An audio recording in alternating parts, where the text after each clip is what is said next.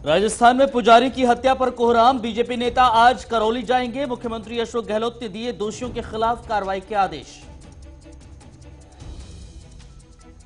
राजधानी दिल्ली में युवक की हत्या। लड़की के दोस्त के चलते युवक की पीट पीट कर की गई हत्या। पुलिस ने 3 नाबालिगों को किया है गिरफ्तार। जम्मू कश्मीर के कुलगांव में आतंकी और सुरक्षा बलों के बीच में एनकाउंटर। सुरक्षा बलों ने 2 आतंकियों को किया ढेर। केरन सेक्टर में की गई घुसपैठ की नाकाम कोशिश। आज पटना में रामविलास पासवान का होगा अंतिम संस्कार। कल दिल्ली में प्रधानमंत्री मोदी सहित तमाम नेताओं ने दी थी श्रद्धांजलि। लंबी बीमारी के बाद हुआ था निधन। भारत में 69 लाख के पार पहुंचा कोरोना का आंकड़ा। 24 घंटे में 70,000 से ज्यादा नए मरीज आए सामने। पिछले 24 घंटे में 900 से ज्यादा लोगों की जा चुकी है जान। नमस्कार, बहुत स्वागत आपका। मैं आपके साथ अब्दुल नबी हसन और इस बुलेटिन की शुरुआत करेंगे इस वक्त की बड़ी और अहम खबर के साथ। बड़ी खबर राजस्थान से जुड़ी हुई है। राजस्थान में पुजारी की हत्या के बाद बवाल मचा हुआ है। दरअसल राजस्थान में पुजारी की हत्या के बाद बवाल मचा है। गवर्नर कलराज मिश्र ने मुख्यमंत्री अशोक गहलोत से मुलाकात की है। राज्यपाल ने मुलाकात की है मुख्यमंत्री से। पुजारी की हत्या पर गांव वालों का भी दरअसल प्रदर्शन देखने को मिल रहा है। पुजारी के दाह संस्कार को लेकर लगातार परिजनों का इनकार देखने को मिला है। परिजनों ने 50 लाख मुआवजे और नौकरी की भी मांग की है। दरअसल आपको बताते चलें, पुजारी की हत्या की गई थी और उसके बाद अब बवाल यहां पर देखने को मिल रहा है राजस्थान के भीतर। खबर यह भी है क्षत्रिय समाज के लोग भी राजस्थान पहुंचेंगे। और तो और माफ कीजिएगा, आपको बताते चलें कि राजस्थान में जो पुजारी की हत्या का मामला है वो इस वक्त की बड़ी खबर है। दरअसल राज्यपाल ने मुलाकात की मुख्यमंत्री से। मुलाकात जब की मुख्यमंत्री से तो तमाम बातों का जिक्र किया गया, पूछा गया बताइए आपके राज्य में ऐसा क्या हुआ है, इसके बाद क्या एक्शन लिया जाए।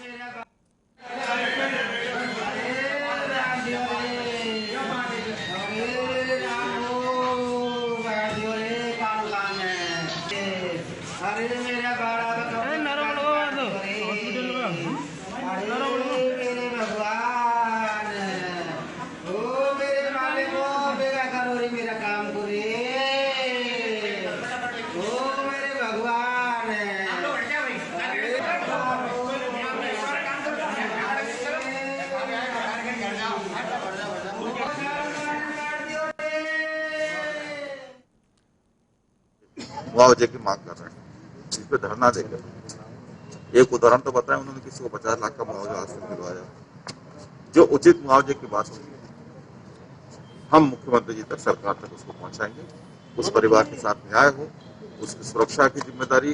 कल मैंने डीजी साहब से बात की, डीजी पुलिस से, उन्होंने सुरक्षा के आश्वासन दिलाया है। कल जो कुछ घटनाचक्र हुआ उसके बारे में लगातार ब्राह्मण समाज के जो वहाँ प्रमुख प्रतिष्ठित नेतागण मौजूद थे, उन सबसे बात करके उसको रास्ता निकालने की कोशिश की। मेरा यह मानना है करोड़ीलाल जी से उन सभी लोगों से विनती है जो लाश पर राजनीति करने की जिनकी आदत है उससे बाहर जाए, और जो कुछ हक की बात है हम भी चाहते हैं कि उस परिवार को उसका भाजपा पालघर से तुलना कर। तो लगातार बयान भी आ रहे हैं इस पे। हमने जो आपको वीडियो दिखाई है वो वीडियो दरअसल उस वक्त की है जब पुजारी जो है उसको जला दिया गया था और उसके बाद जब अस्पताल ये गए थे, लोगों के बीच थे, उस वक्त की है। अब सुनिए जरा और प्रतिक्रियाएं क्या कुछ आई। आप सभी ने देखा था कुछ माह पूर्व महाराष्ट्र के पालघर में जिस तरह से हमारे 2 साधुओं की निर्मम हत्या कर दी गई पीट पीट कर। उसके बाद अब कांग्रेस शासित राजस्थान में भी जिस तरह से कल पुजारी जी को जलाया गया, दिन दहाड़े जलाया गया पुजारी जी को, इस पर कोई बात नहीं बोल रहे हैं राहुल गांधी जी और प्रियंका वाड्रा जी। और उत्तर प्रदेश के हाथरस पर पूरी राजनीति करने आ गए थे, दंगा कराने की साजिश कर रही थी कांग्रेस। यहां पर उनके नेता का स्टिंग ऑपरेशन सामने आया, जहां पर वो कह रहे हैं कि यहां पर 2 उनके मरेंगे 2 इनके मरेंगे, तब राहुल गांधी जी आएंगे। तो आप आखिर ये कराकर आप जाना चाहते हैं तो आप राजस्थान भी चले जाइए। पुजारी जी को जलाया गया है उनके उस घर भी जाइए, और आप पालघर के जो हमारे साधु मारे गए उनके घरों पर भी जाइए। क्यों नहीं जाते कांग्रेस के नेता? और यहां पर अगर किसी को खरोंच भी लग जाए और पता चल जाए कि अल्पसंख्यक समुदाय से आते हैं तो फौरन पूरी कांग्रेस, सो कॉल्ड सेकुलर सारे नेता सब दौड़ने लगते हैं, चाहे वो समाजवादी पार्टी के हो, कांग्रेस के हो और तमाम पार्टियों के, आम आदमी पार्टी के। इनको उन पर बड़ा दर्द दिखाई देता है कि इन पर बड़ा जुल्म हो रहा है। तो हमारे साधु संतों और पुजारी को जो मारा जा रहा है, इनकी जो हत्याएं हो रही हैं, इनसे कोई संवेदना, इनका कोई महत्व नहीं है आपकी नजरों में? खाली वोट बैंक की राजनीति करते रहेंगे? आखिर आपके कांग्रेस के शासित राज्यों में हो क्या रहा है कि इसको गंभीरता से राजस्थान की सरकार को लेना चाहिए, वैसे सरकार लेती नहीं है। हाथरस के का घटना पर तो दुनिया भर का कांग्रेस भी पैदल मार्च करती है, वहाँ जाती है, गाँवों में जाती है, उसकी रिपोर्ट अलग आ रही है, एक अलग का विषय है। लेकिन राजस्थान में वहाँ बालिका के साथ दुर्व्यवहार होता है, तब भी कांग्रेस के लोग कुछ नहीं बोलते हैं। इस पर भी कांग्रेस के लोग कुछ नहीं बोलेंगे। उनका एक काम है कि कैसे वह उत्तर प्रदेश को, कैसे मध्य प्रदेश को, कैसे अन्य प्रदेशों पर कहें। मुझे लगता है कि गहलोत जी की सरकार को गंभीर कार्यवाही करनी चाहिए और माफ़ी मांगनी चाहिए उस पूरे समुदाय से कि उन्होंने जो किया है, गिरफ्तारी एक आदमी की किया है, जबकि पूरी की पूरी गिरफ्तारी होनी चाहिए थी। ये मेरी मांग है। राजस्थान से हमारे संवाददाता इस वक्त सुभाष सिंह चौहान जुड़ गए हैं, जानकारी हासिल करते। सुभाष, जरा बताइए क्या स्थिति इस वक्त है, क्योंकि लगातार प्रदर्शन की खबरें आ रही हैं और भी तमाम तरह की खबरें आ रही हैं, जरा तफसील से जानकारी दीजिए इस वक्त की। मैं बताना चाहूंगा कि जो पुजारी की जो जमीन विवाद को लेकर हत्या हुई है, उसमें जो साधु समाज है, ये बहुत आक्रोशित हो गया है। पूरे प्रदेश में जगह जगह जिला कलेक्टर को राज्यपाल के नाम ज्ञापन दिए जा रहे हैं और जगह जगह ये प्रदर्शन भी कर रहे हैं। और उन गिरफ्तारी को, जो गिरफ्तारी होनी है उसमें सिर्फ एक आदमी की गिरफ्तारी हुई है, जबकि इसमें और 4-5 लोगों के और मिले भगत होने की संभावना जताई जा रही है। जी, प्रदर्शन कर रहे हैं, उनकी क्या मांगे क्या है, किस तरह से प्रदर्शन किया जा रहा है, क्या कुछ कहा जा रहा है? वो जो इस पे जो है राजनीति शुरू हो गई है, विपक्ष भी इस पे आक्रामक हमले कर रहा है सरकार पे, और साधु संत समाज जो है, अशोक गहलोत सरकार जो है यहाँ पे कांग्रेस की, उसको भी जो है बुरा भला कहने से नहीं चूक रहा है और कह रहा है कि इसके साथ साथ जो है बच्चियों के साथ जो बलात्कार हो रहे हैं उसको लेकर भी पिछले कई दिनों से कई जगह प्रदर्शन हो रहे थे। अब ये साधु जो इनकी हत्या हुई है उसको लेकर भी साधु समाज आक्रोशित हो गया है। सुभाष, एक चीज और बताइए जरा, जो मुलाकात हुई है राज्यपाल और मुख्यमंत्री के बीच, उसकी खबर निकलकर सामने आई है, क्या बातचीत हुई?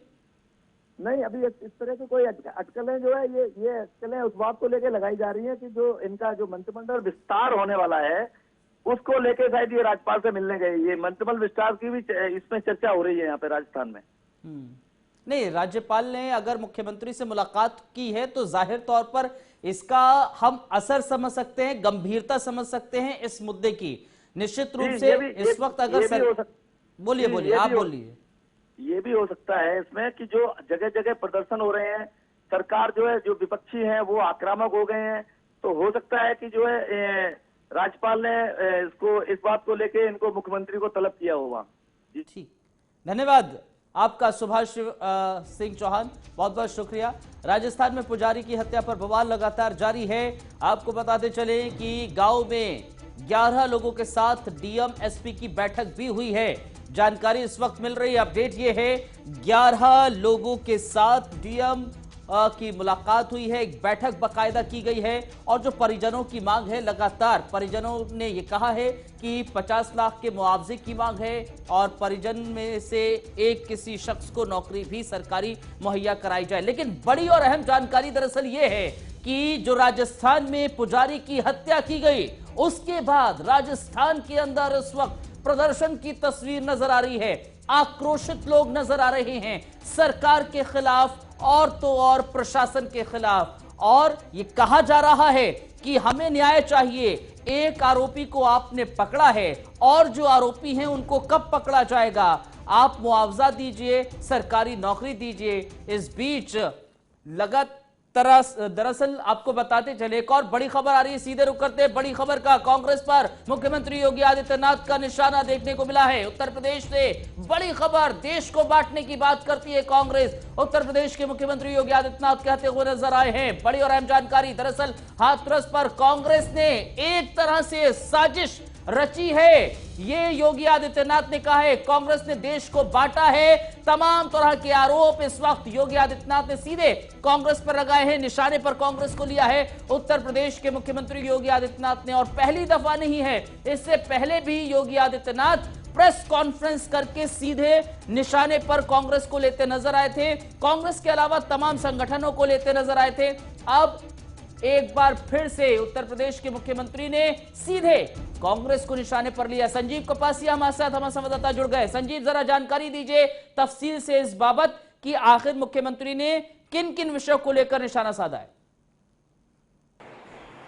देखिए, मुख्यमंत्री योगी आदित्यनाथ लगातार विपक्ष पर हमलावर है अब्दुल, और मुख्यमंत्री का ये बड़ा आरोप है कांग्रेस पर। उनका कहना है कि कांग्रेस देश को बांटने का काम करती है, देश में सांप्रदायिकता फैलाने का काम करती है, देश को जातीय दंगों में झोंकने का काम करती है। तमाम बड़े आरोप मुख्यमंत्री योगी आदित्यनाथ द्वारा कांग्रेस पर लगाए गए हैं। वहीं कांग्रेस के एमएलसी और विधान परिषद में नेता सदन दीपक सिंह ने भारतीय जनता पार्टी की सरकार पर कानून व्यवस्था को लेकर बड़ा हमला बोला है।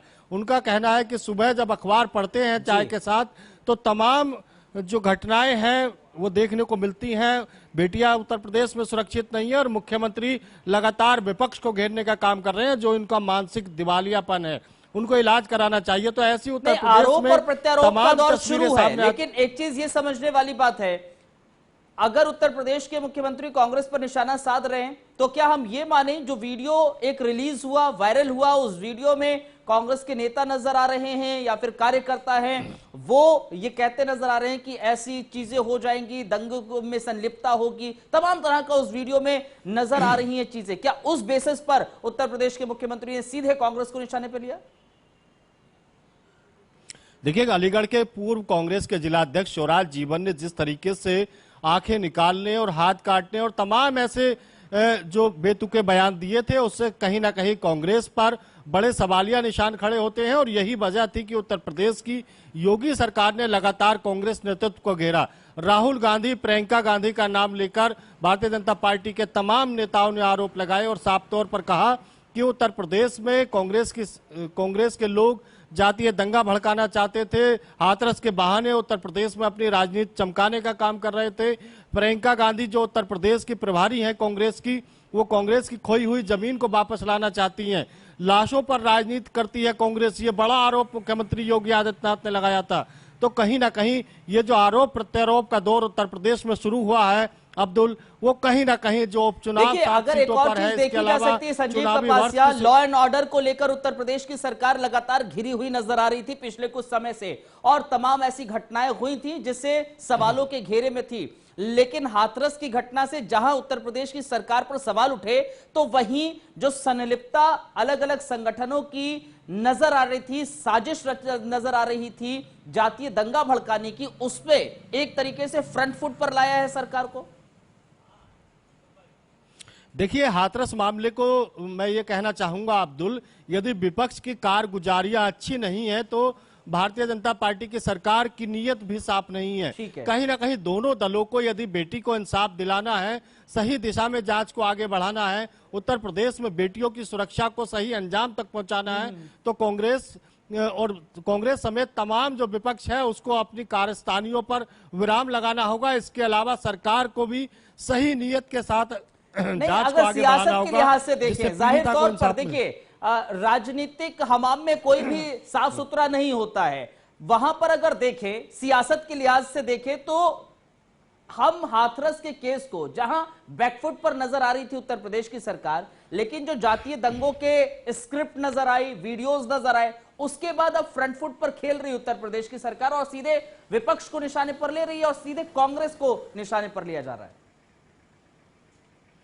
देखिए अब्दुल, लगातार विपक्ष ने ये आरोप लगाए थे कि भारतीय जनता पार्टी की जो सरकार है वो विपक्ष पर बड़े आरोप लगाने का काम करेगी, प्रोपेगेंडा बनाने का काम करेगी। और जिस तरीके से सरकार ने विपक्ष पर जातीय दंगे भड़काने का आरोप लगाया, इसके अलावा डाइल्यूट और डाइवर्ट करने का जो बड़ा आरोप लगाया गया उत्तर प्रदेश की योगी सरकार की ओर से, खुद मुख्यमंत्री योगी आदित्यनाथ सामने आए, उन्होंने विपक्ष पर बड़े बड़े आरोप लगाए और विपक्ष ने भी सरकार पर जवाबी हमले किए। तो इसमें साफ तौर पर उत्तर प्रदेश में जो राजनीतिक घटनाक्रम देखने को मिला वो कहीं ना कहीं 2022 के विधानसभा चुनावों की तैयारी में अपनी अपनी पार्टी को स्थापित करना है, माइलेज लेना है। बिल्कुल, बहुत शुक्रिया संजीव कपासिया हमारे साथ जुड़ने के लिए और तमाम जानकारी साझा करने के लिए। बढ़ते हैं आगे। दिल्ली से खबर है, दिल्ली में दरअसल एक युवक को पीट कर उसकी हत्या कर दी गई। बड़ी और अहम जानकारी, दिल्ली के आदर्श नगर में एक युवक की पीट कर हत्या कर दी गई और तो और लड़की से दोस्ती पर युवक की यह हत्या की गई है, ऐसी भी खबर मिलती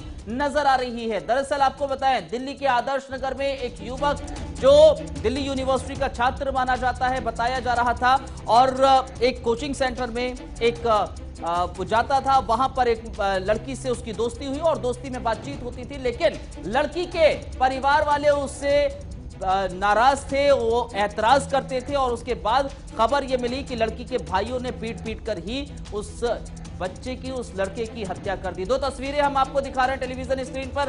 दो तस्वीरों में देखिए, युवक की हत्या के बाद परिवार में मातम पसरा हुआ है, परिवार बेसुध नजर आ रहे हैं, रो रो कर बुरा हाल नजर आ रहा है। दूसरे पर आपको दिल्ली पुलिस के अधिकारी नजर आएंगे, मौके पर पुलिस पहुंची, मुआयना लिया, आखिर क्या कुछ स्थिति इस वक्त है, तमाम बयान लिए हैं, मौके वारदात पर क्या कुछ हुआ था उस बारे में जानकारी हासिल करने के लिए दिल्ली पुलिस आदर्श नगर में युवक के घर पहुंची और स्थिति का जायजा भी लिया गया। दो तस्वीरों के जरिए आदर्श नगर की घटना को हम दर्शाने की कोशिश करें।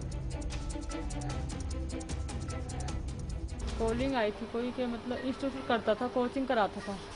तो जैसे हम अभी न्यू खोला था, 2 मंथ हुए होंगे, तो कोच मतलब फिर 4 ही हो रहा था अभी तो फिलहाल तो किसी ने मतलब कॉल करके ये कहा कि हमें ट्यूशन की बात करनी है, आप बाहर आ जाइए। तो मेरे बच्चे ऐसे स्वभाव में चला गया सीधा, तो उसको ये नहीं, वहाँ से मतलब यहाँ से गली से बाहर ले गए, यहाँ से बात नहीं करी उससे, जस्ट उसकी बगल में गली और है नंदा रोड, वहाँ लेके गए जी। वहाँ ले जाकर उसके साथ क्या करा, वहाँ जाके पता पड़ा, मतलब यहाँ से तो 1-2 बंदे थे, वहाँ जाके पता पड़ा कि 10-12 बंदे हैं, 2-3 आगे पीछे हैं, 2-3 आगे हैं, 2-3 पीछे, बीच में ले जा रहे हैं, 1-2 बाइक पे हैं, मतलब 10-12 बंदे बता रहे हैं। उसके साथ क्या करा क्या नहीं करा ये नहीं पता। मेरे पड़ोस कोई गली का कोई बंदा आ रहा होगा, उन्होंने कॉल करी मेरे देवर को कि ऐसे मेरे संजय के लड़के को मतलब कोई पीट रहा, तो वो गए यहाँ से, इतने गए उतने वहाँ से वो लड़के फरार हो गए। एक आध लड़का उनके सामने आया, तो क्या बात है मतलब किसने मारा, कह रहा वो कुछ भी बात नहीं है, तो कह रहा मैंने मारा। क्या देखा था आपने पूरी घटना में, क्या देखा था, क्या हुआ? मैं देखा था उधर उसके कपड़े फटे हुए थे, उसको मार पीट दिया था। जिस टाइम मैं पहुंचा था उसकी हालत ख़राब थी, मतलब आंखें सूजी पड़ी थी, होठ भी सूजे पड़े थे, मुंह लाल था पूरा चेहरा, और आधे जने वहाँ से गायब थे। मतलब कौन थे वो? पता नहीं कौन थे। लड़की का मामला आ रहा है, कौन है वो? क्या था? वो लड़की और भाई दोनों साथ में पढ़ते थे, पीछे FE है, भाई पढ़ाता था, वो पढ़ती थी। तो जो है पढ़ते में मतलब बातचीत, थोड़ा लड़की थी, रात के टाइम में छोड़ने जाता था थोड़ा बहुत रास्ते तक, बैटरी से तक, तो रोज़ जाते थे, कुछ खा पी लेते, तो कुछ खाया वहीं खा पी रहे होंगे, तो भाइयों ने उधर ही पकड़ा होगा, कुछ गलत समझ लिया होगा एक आधे ने देख के, फिर उसी औरों को बुला लिया होगा उसने, तो बस फिर उधर ही पकड़ लिया उसे, उधर ही लेके गए, फिर मारा उधर उसे पीछे ले जाके गली के अंदर। या तो पहले उन्होंने आके देखा कि हाँ भाई ये गली सुनसान है, यहाँ पे मिलते हैं वो ज़्यादातर, यहाँ पे उसे छोड़ता है लास्ट टाइम, इसे यहाँ ले जाके मारेंगे, उसे वहीं ले जाके मारा था उस टाइम।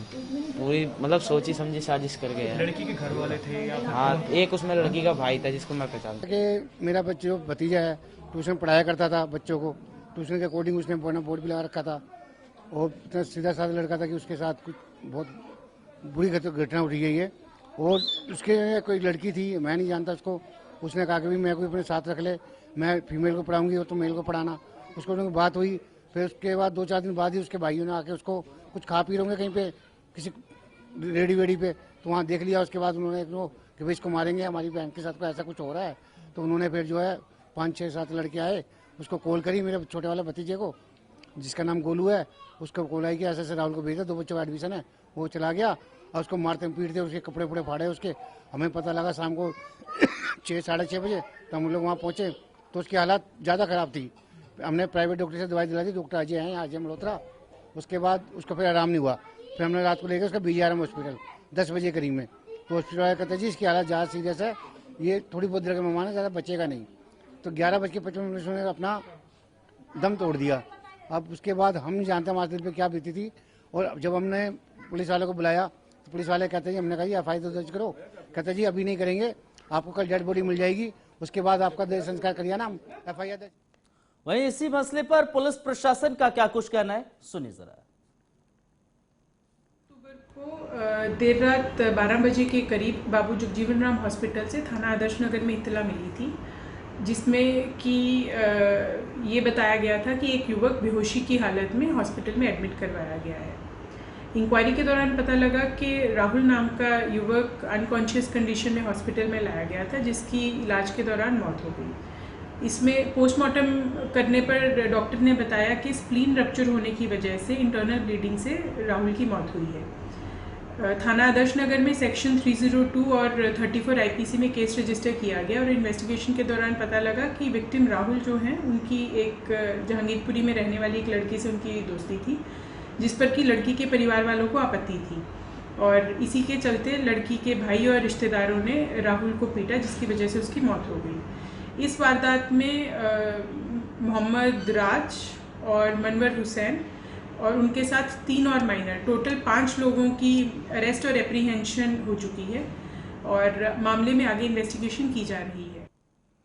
बढ़ते हैं आगे एक और बड़ी खबर की ओर। केरन सेक्टर में आतंकियों की नाकाम घुसपैठ हुई है। दरअसल घुसपैठ की कोशिश को नाकाम किया गया है। दरअसल केरन सेक्टर में घुसपैठ की कोशिश को नाकाम किया गया है। बड़ी और अहम जानकारी, आतंकियों ने घुसपैठ की कोशिश की, लेकिन इसको हमारे सुरक्षा बलों ने नाकाम कर दिया।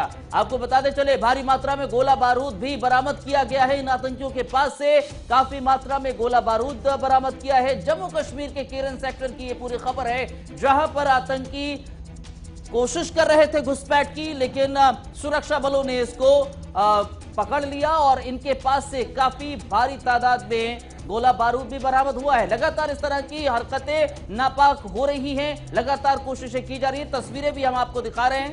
ये तस्वीरें दरअसल जो हम आपको दिखा रहे हैं, इसमें आप देख सकते हैं कि किस तरह से घुसपैठ की कोशिश की जा रही है। देखिए, जो एरो आपको दिख रहा है, लाल कलर का गोरा नजर आ रहा है, वहां पर देखिए जरा कैसे कुछ लोग घुसपैठ की कोशिश करते हुए नजर आ रहे हैं, लेकिन ये हमारे सुरक्षा बलों ने इसका पता लगाया और उनकी कोशिश को नाकाम कर दिया। काफी बड़ी तादाद में, भारी तादाद में गोला बारूद भी बरामद हुआ है। अंदाजा लगा सकते हैं आप कि आखिर क्या कुछ स्थिति हो जाती कि अगर घुसपैठ हो जाती।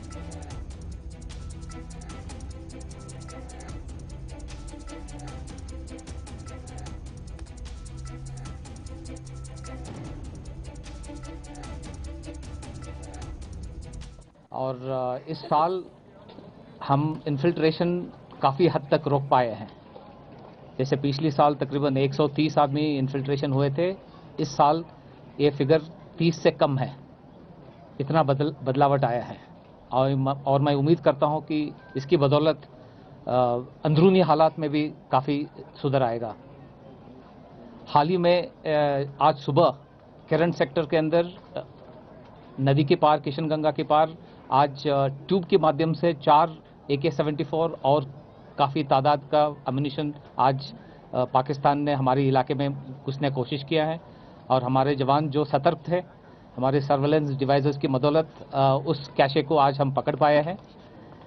ये मोटे तौर पे दर्शाता है कि पाकिस्तान की इरादों में कोई बदलावट नहीं आया है और आगे भी हम उनकी जो भी गलत इरादे हैं उसका इलाज हम करेंगे।